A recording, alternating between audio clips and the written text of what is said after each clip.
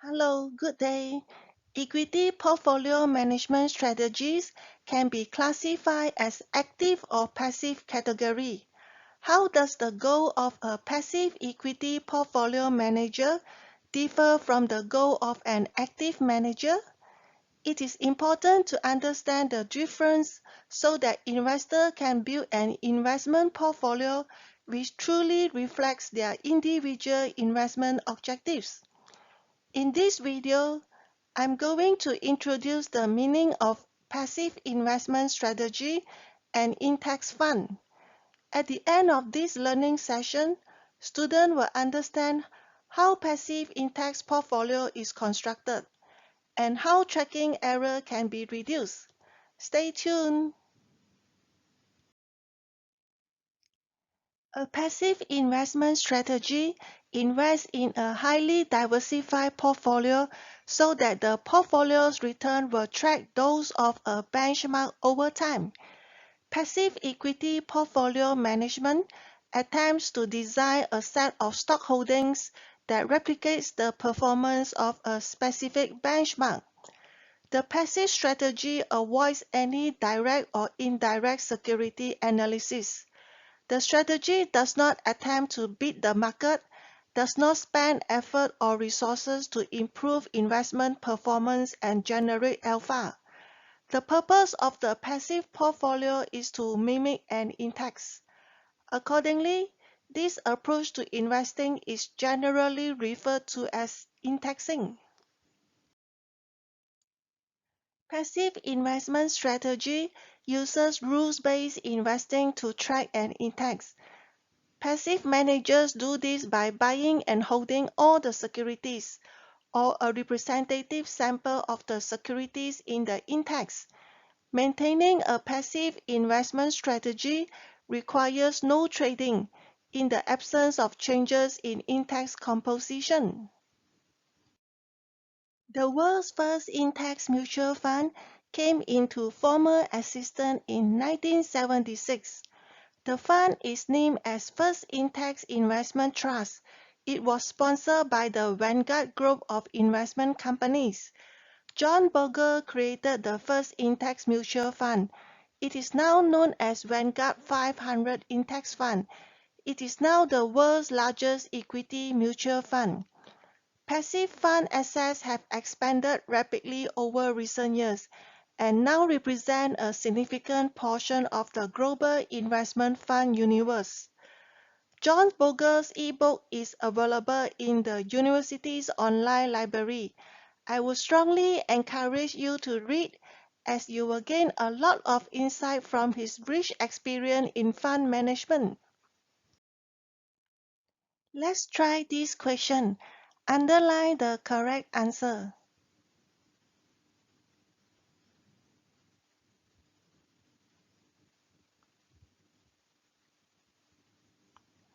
From a theoretical perspective, the rationale for individual investors adopting a passive investment strategy is grounded in the notion of efficient markets.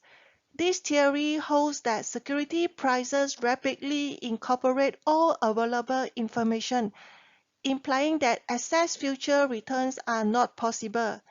Therefore, the answer is proponent of passive investment strategy believes that the market is efficient.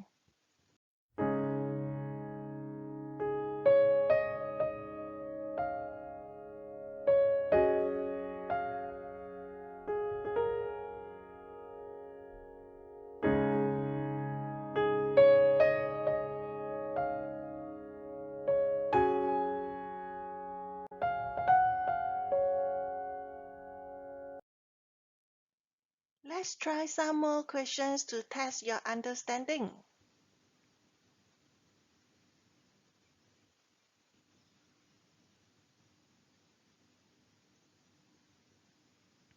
Is passive investing aiming to give quick gains? No. Is passive investing aiming to get rich with one great bet? No. Is passive investing aiming at building slow and steady wealth over time? Yes. Is passive investing focused on long run? Yes. Is passive investing aiming to time the market? No. I hope you have a better understanding now.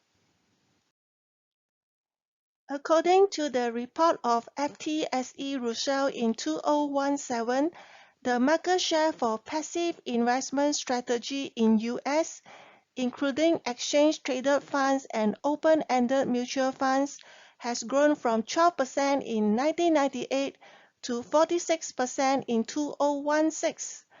A large part of the recent growth in passive assets has been in exchange-traded funds.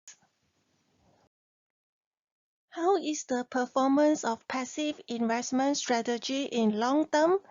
Historically, based on 1926 to 2009 data, the passive risky portfolio offers an average risk premium of 7.9% and a standard deviation of 20.8%, resulting in a reward to volatility ratio of 0.38.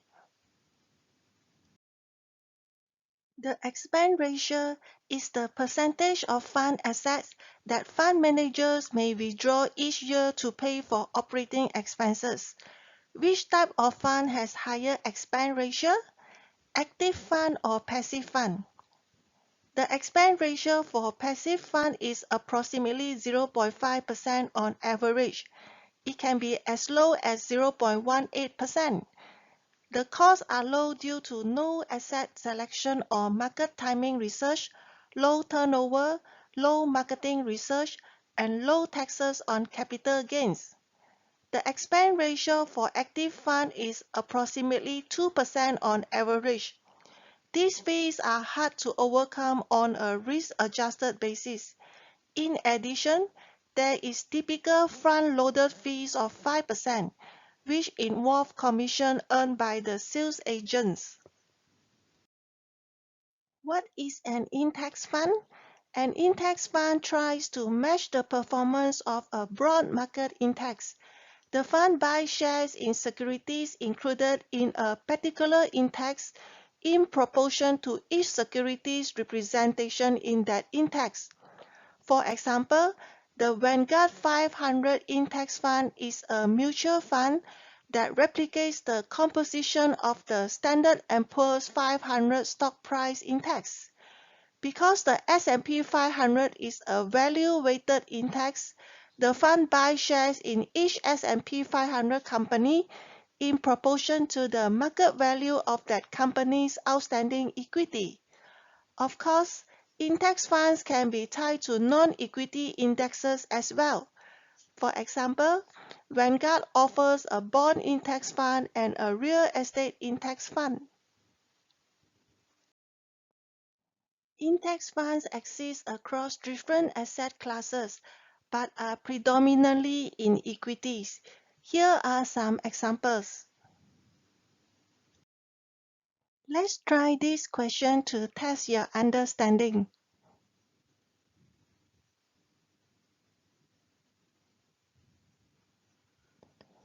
The answer is B. Investment in an index fund is a low-cost way for small investors to pursue a passive investment strategy. Tracking error can be defined as the extent to which return fluctuations in the managed portfolio are not correlated with return fluctuations in the benchmark. This means tracking error is the risk that the portfolio will perform differently from the benchmark. Tracking error is estimated from the time series differences between the returns on the overall risky portfolio and the benchmark returns. A fund with low tracking error means its portfolio is closely following its benchmark. The passive manager is judged by how well he or she tracks the target, that is, minimizes the deviation between portfolio and index returns. A passive manager earns a fee by constructing a portfolio that closely tracks the returns to a particular index, meeting the client's needs and objectives. If the manager tries to outperform the benchmark, he or she clearly violates the passive investment strategy of the portfolio. There are two ways to measure tracking error. First, we can use standard deviation. Second, we can use portfolio's residual unsystematic risk. Let's try this example.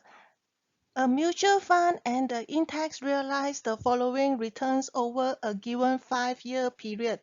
Calculate the tracking error. I'm going to show you the answer in the next slide. Here's the working on how to calculate the tracking error. First, I calculate the difference between the mutual fund return and S&P 500 return. For example, in year 1, 11% minus 12% is negative 1%. For year 2, 3% minus 5% give me negative 2%. Next, I calculate the mean of the differences, which is negative 1 plus negative 2 plus negative 1 plus 5 plus 1, then divided by 5. The mean is 0.4%. After that, I calculate the variance based on the square value of the differences minus the mean. The standard deviation is the square root of the variance. The final answer is 2.79%. I hope you will try the calculation on your own. If you are good with Excel, you may use Excel formula to compute the mean and standard deviation directly. Let's have a quick question to test your understanding. A passive manager is realizing low average returns and has a large tracking error. Is that good or bad?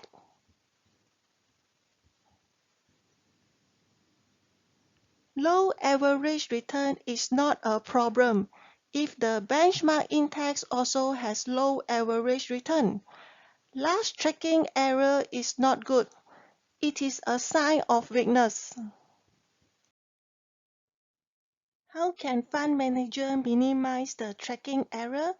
Portfolio tracking error can be minimized in 4 ways. First, full replication. Second, stratified sampling. Third, optimized sampling. And lastly, synthetic indexing. We will learn all these methods one by one. The latter generates the highest tracking error.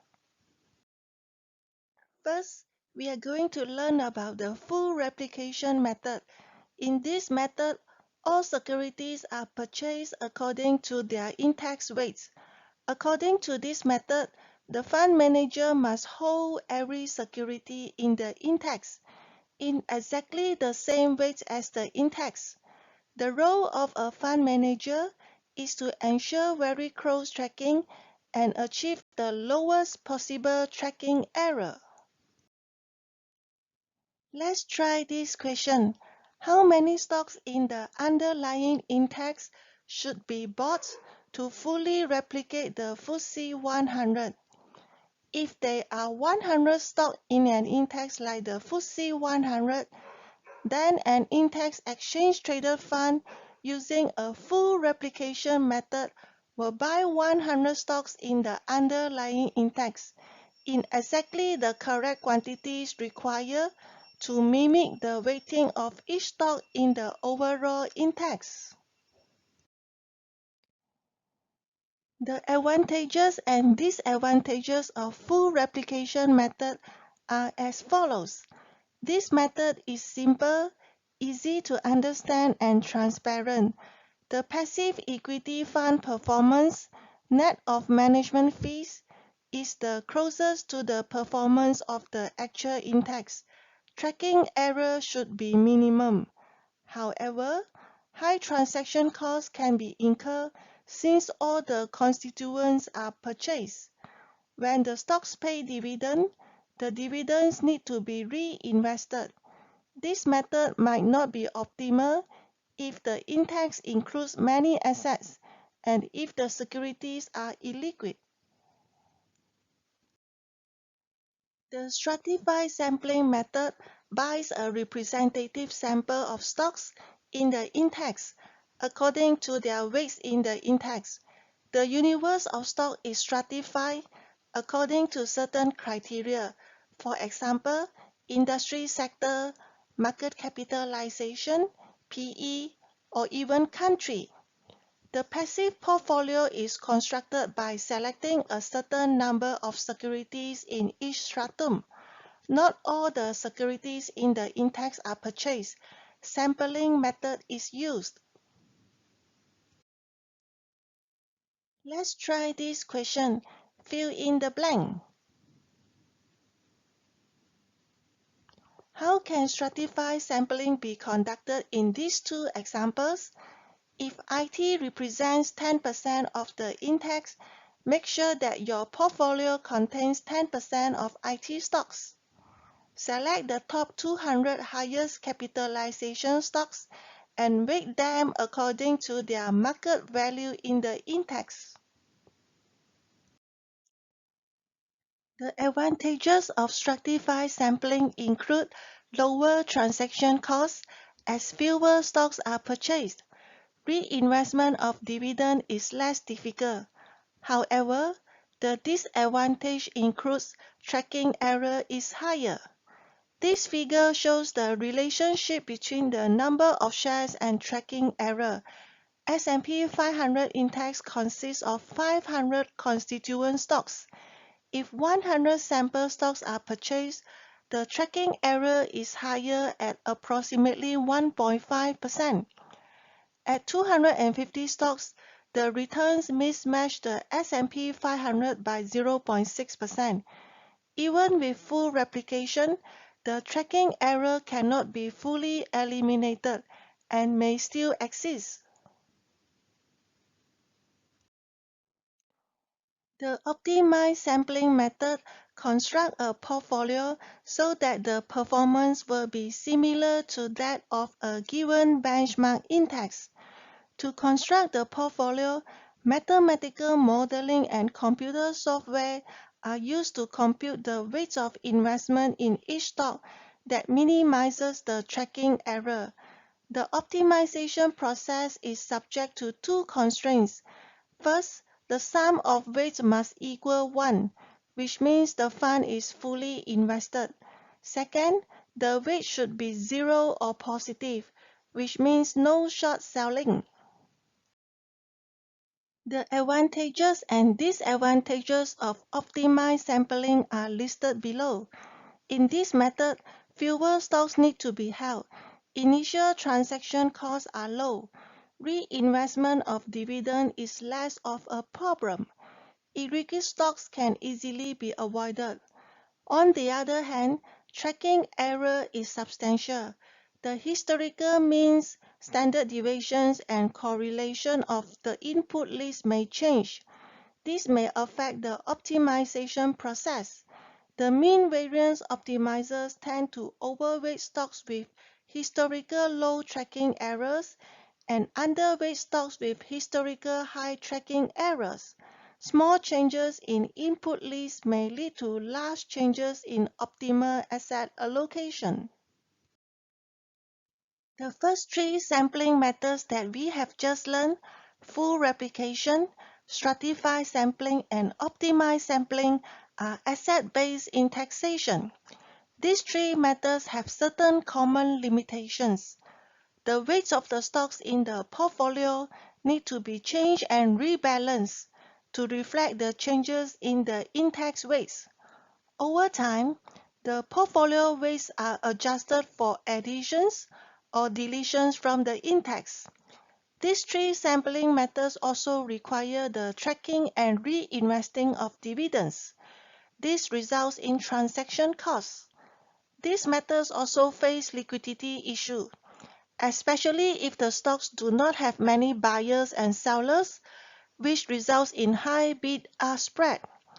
In asset-based indexation, it is difficult to remain constantly 100% invested.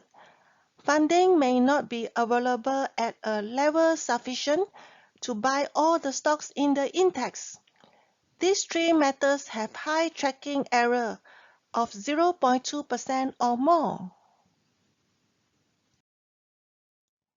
Now, we shall learn the fourth method to minimize tracking error in passive investment. This method is not an asset-based indexation. With synthetic indexing, the fund manager does not try to buy the underlying stocks of the index. Instead, a derivative based on the underlying index is bought, typically from an investment bank, which is a contract where the investment bank promises to pay the fund manager the exact performance of the underlying index. How can synthetic indexing be carried out?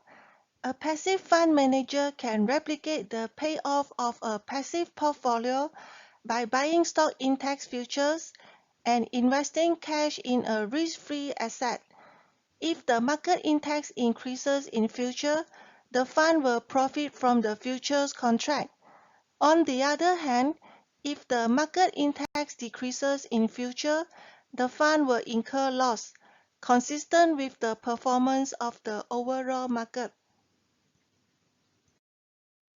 Synthetic indexing has some advantages. This method overcomes the problem of portfolio weights. There is no need to adjust the portfolio weights for deletions or additions to the index. This results in cost savings as compared to the asset-based indexation. There is no need to buy all the stock in the index. There is only one trade required, which is buying a stock index futures contract. The fund would have ample liquidity, as the cash is invested in risk-free assets. Extra profits can be generated from investing the cash in an enhanced cash strategy. In addition, this method has lower tracking error as compared to asset-based indexation. Lastly, synthetic indexing allows the passive fund to access to 90% of the world capitalization through futures contract. Does tracking error exist in synthetic indexing? Well, tracking error may still exist from two risks: basis risk and rollover risk. Futures contracts are subject to basis risk, which is the difference between the futures price and the spot price.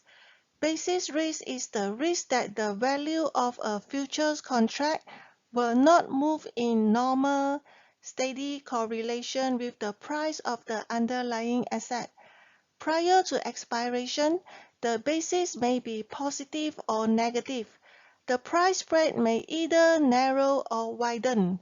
If the futures is overpriced relative to the spot, buying a synthetic index will be expensive. If the futures is underpriced relative to the spot, buying a synthetic index will be cheap. Second, synthetic indexing faces rollover risk. All futures have a finite life. They usually expire every 3 months. If the futures price exceeds the spot price, the basis is positive. This situation is known as contango. The futures price tends to fall over time toward the spot price, equaling the spot price on the delivery date. If the market is in contango, you will make a loss on the rollover trade. The price of the near maturity contract that you are closing is below the price of the distant maturity contract that you are buying. In contrast, if the futures price is less than the spot price, the basis is negative. This situation is known as backwardation. The futures price tends to rise over time towards the spot price, equaling the spot price on the delivery date. If the market is in backwardation, you will make a profit on the rollover trade. The price on the nearby contract that you are closing is higher than the price of the distant contract that you are buying. Synthetic indexing has a few disadvantages. To enter into a futures contract, margins need to be maintained. If losses are incurred due to bearish stock market, margin calls need to be paid. Commission is incurred for trading in derivative instruments, even though the commission is much lower than for conventional index funds. There is a relatively limited range of futures contracts. For example, it is impossible to duplicate the Berkshire 5000 index. I hope you have learned something from this video. See you and goodbye.